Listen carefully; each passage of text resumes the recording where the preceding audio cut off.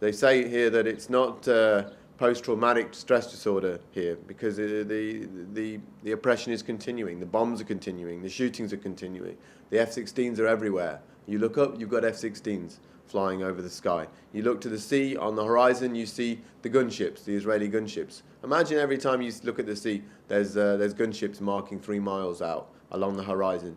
You can't see the open sea. And of course you can't see the open sky. And whenever we go to the fence, where we work on demonstrations, or we go with the farmers, if we go near enough, we get shot at.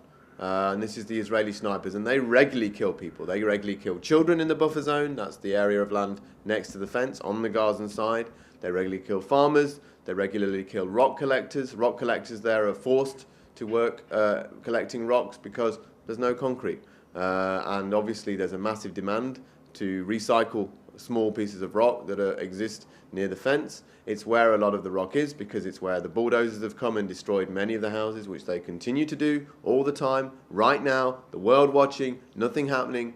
This is crimes. And when we get so close to such warm-hearted people, the warmth of the people here has been marvelous, and the determination and the almost like the loyalty to maintain compassion and dignity, the defiance that they will not become darkened souls, is so inspiring, and it really does touch the heart, and that's why I think people do come here. They get affected for life, and they find the injustice all the more incredible when they see the real humanity in people here.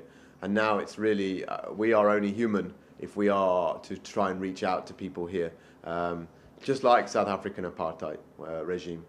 We said there was a huge injustice, it was based on racism, and people around the world acted, and eventually the world pressure brought to bear because the people, the blacks in South Africa did not have enough power. They were too isolated. The South African government was too supported by the West. They were too rich to be able to beat them alone. And this is the same true here. It needs support from international community. The West is what is controlling this conflict. It's not an environmental disaster, it's a man-made disaster. And it really is up to us, just like for, as John Dugas said, the South African United Nations Rapporteur for Human Rights, as he said about South Africa and Israel, Israel is the only remaining Western-affiliated regime that has been subjugating people, developing people to such an extent and for so long, based on their ethnic background. And this is a scar a scar on the conscience of humanity when it was blacks in South Africa, and it's the same here.